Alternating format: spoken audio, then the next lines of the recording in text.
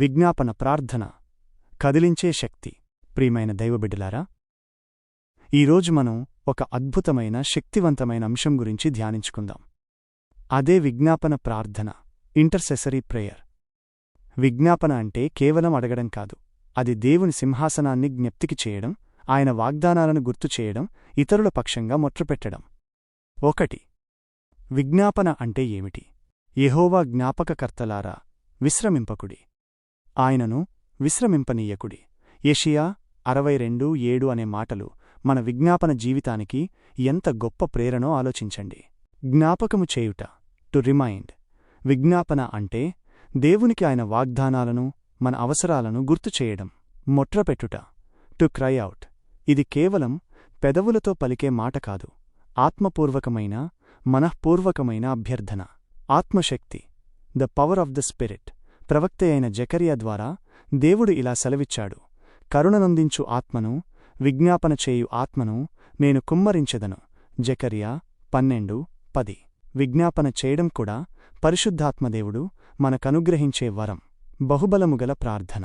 యాకోబు భక్తుడు సెలవిచ్చినట్లు, నీతిమంతుని విజ్ఞాపన మనఃపూర్వకమైనదై బహుబలముగలదై యుండును. యాకోబు 5:16. ఇక్కడ కీవర్డ్ మనఃపూర్వకమైనది. మన హృదయం దేవునితో కలిసి ఏకమై చేసినప్పుడు ఆ ప్రార్థనకు ఎంతో శక్తి ఉంటుంది. 2. బైబిల్లో విజ్ఞాపనాపరుల ఉదాహరణలు. పాత నిబంధన నుండి క్రొత్త నిబంధన వరకు దేవుని సేవకులు విజ్ఞాపన ద్వారా చరిత్రను మార్చారు. సొదొమ కొరకు అబ్రహాము తన మేనల్లుడు లోతు కోసం, సొదొమ పట్టణం కోసం దేవునితో చేసిన బేరసారాలు, విజ్ఞాపనలు. ఆదికాండము 18:22-23. విజ్ఞాపన యొక్క పట్టుదలకు, ప్రేమకు నిదర్శనం. ఇశ్రాయేలీయుల కొరకు మోషే దేవుని కోపాగ్ని నుండి ఇశ్రాయేలీయులను కాపాడడానికి మోషే తన ప్రాణాన్ని సైతం పణంగా పెట్టి విజ్ఞాపన చేశాడు. నిర్గమకాండము 32:30-34. ఒక నాయకుని విజ్ఞాపన దేశాన్ని ఎలా కాపాడుతుందో చూపించాడు. తప్పిపోయిన వారి కొరకు సమూయేలు. రాజుల కొరకు, ప్రజల కొరకు సమూయేలు విజ్ఞాపన చేయడమే కాదు, మీ కొరకు ప్రార్థన చేయుట మాని నేను యెహోవా దృష్టికి పాపము చేయకుందును అని చెప్పాడు. 1 సమూయేలు 12:23. ఇతరుల కొరకు ప్రార్థించడం ఒక సేవ, ఒక బాధ్యత. కర్మెలు పర్వతముపై ఏలియా యొక్క ప్రార్థన అగ్నిని దించింది, ఆ తర్వాత వర్షాన్ని కురిపించింది.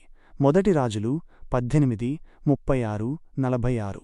ఆయన మనవంటి స్వభావము కలిగిన మనిషే అయినా విశ్వాసంతో విజ్ఞాపన చేశాడు. యాకోబు 5:17. సంతానం కొరకు విజ్ఞాపన. శారా, రిబ్కా, ఎలీసబెతు, మనోహ భార్య అన్నా వంటి స్త్రీలు సంతానం లేక దుఃఖంలో ఉన్నప్పుడు విజ్ఞాపన చేయగా దేవుడు వారిని జ్ఞాపకం చేసుకున్నాడు. ఎందుకంటే గర్భఫలము యెహోవా ఇచ్చు బహుమానమే. కీర్తనల గ్రంథము 127:3. మన రక్షకుడు యేసు ప్రభువు నశించిపోతున్న లోకము కొరకు, ముఖ్యంగా శిలువకు ముందు గెత్సెమనెలో యేసు ప్రభువు చేసిన విజ్ఞాపన. మత్తయి 26:36-47 మనకు అత్యున్నతమైన మాదిరి. 3. ప్రస్తుత పరిస్థితులకు విజ్ఞాపనాంశాలు. మన విజ్ఞాపన కేవలం మన వ్యక్తిగత విషయాలకే పరిమితం కాకూడదు. ఈనాడు లోకంలో జరుగుతున్న పరిణామాలకు, మన చుట్టూ ఉన్న ప్రజల అవసరాలకు తగ్గట్లుగా మన విజ్ఞాపనాంశాలను విస్తరించాలి. 1. రోగుల కొరకు, దేవుని స్వస్థత శక్తి కొరకు, ముఖ్యంగా దీర్ఘకాలిక వ్యాధులతో బాధపడుతున్న వారి కోసం. 2. పాపములో ఉన్నవారి విడుదల కొరకు, వ్యసనాలకు, చెడు అలవాట్లకు బానిసలైన వారు విమోచన పొందాలని. 3. బిడ్డల కొరకు, అనాథల కొరకు, విధవరాండ్ర కొరకు, బలహీనంగా, నిస్సహాయంగా ఉన్న ప్రతి ఒక్కరి పక్షంగా దేవుని కరుణ కొరకు. 4.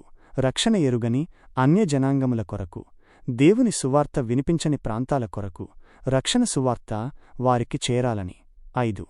దేశాధికారుల కొరకు, శాంతి భద్రతల కొరకు, పరిపాలనలో నీతి, న్యాయం వెల్లివిరియాలని, మనం నెమ్మదిగా జీవించడానికి. రాజుల కొరకును, అధికారులందరి కొరకును విజ్ఞాపనములను చేయవలను. 1 తిమోతి 2:1-2. 6. హింసించువారి కొరకు, మిమ్మును హింసించువారి కొరకు ప్రార్థన చేయుడి. మత్తయి 5:44. ఈ ఉన్నతమైన ఆజ్ఞను మనం పాటించాలి. 7. కోత పనివారి కొరకు, కోత విస్తారమైనదిగాని పనివారు కొద్ది, మత్తయి 9:37, 38. సువార్త ప్రకటించడానికి మరింత మంది సేవకులు రావాలని. 4. విజ్ఞాపన శక్తి, the power of intercession. Augustine తల్లైన మోనికా ప్రార్థన శక్తి ఎంత గొప్పదో మనం ధ్యానించాలి. తన కుమారుడు అగస్టీన్ దుర్వ్యసనాలలో మునిగిపోయినప్పుడు ఆమె కన్నీటితో ప్రార్థించింది, విడవకుండా ప్రార్థించింది. ఆమె చేసిన ప్రార్థన నిరర్ధకం కాలేదు. ఆకాశం నుండి వినిపించిన గంభీర స్వరం అగస్టీన్ను మార్చివేసింది. బైబిలు చదివి పశ్చాత్తాపపడి మహాభక్తుడిగా, మత సంస్కర్తలకు మార్గదర్శకుడిగా మారాడు. ప్రియమైన తల్లులారా, దైవ సేవకులారా, విశ్వాసులారా, మీ పిల్లల రక్షణ కొరకు, మీ కుటుంబం కొరకు, సంఘం కొరకు నీ చేతులను ఆయన తట్టు ఎత్తుము. విలాపవాక్యములు 3:21. నీ పిల్లలందరూ యెహోవా చేత ఉపదేశము నొందుదురు. యెషయా 54:13. మన ప్రార్థనలు ఎప్పుడూ ఆగిపోకూడదు. ఎడతెగక ప్రార్థన చేయుడి, ఆత్మను ఆర్పకుడి. 1 తెస్సలోనికైదు 5:16-19. రహస్య ప్రార్థనా మందిరము నుండి వచ్చే శక్తి ప్రపంచాన్ని కదిలించగలదు. ముగింపు. చివరిగా, విజ్ఞాపనలో మనకు నిరంతర తోడు ఉంది. క్రీస్తు విజ్ఞాపన. యేసు క్రీస్తు తండ్రి కుడిప్రక్కన కూర్చుండి మన కొరకు విజ్ఞాపన చేయుచున్నాడు. హెబ్రీయులకు 7:24-27, రోమీయులకు 8:34.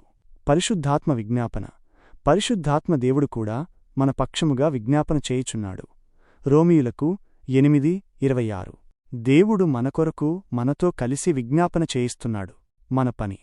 మీ పనుల భారమును యెహోవా మీద మోపుము, అప్పుడు మీ ఉద్దేశమును సఫలమగును. సామెతలు 16:3. మీకు ఉన్న అభిషేకము, బలము సైన్యముల కధిపతియైన ప్రభువు నుండి వచ్చిందని నమ్మి, తమ దేవుని ఎరిగినవారు బలము గలిగి గొప్ప కార్యమును చేయుదురు. దానియేలు 11:32 అన్నట్లుగా, ఈ లోకంలో దైవకార్యాన్ని సాధించడానికి విజ్ఞాపన అనే కళ్లంపై ఉందాం. ఎడతెగక తీవ్రంగా ప్రార్థన చేద్దాం. ఆమెన్.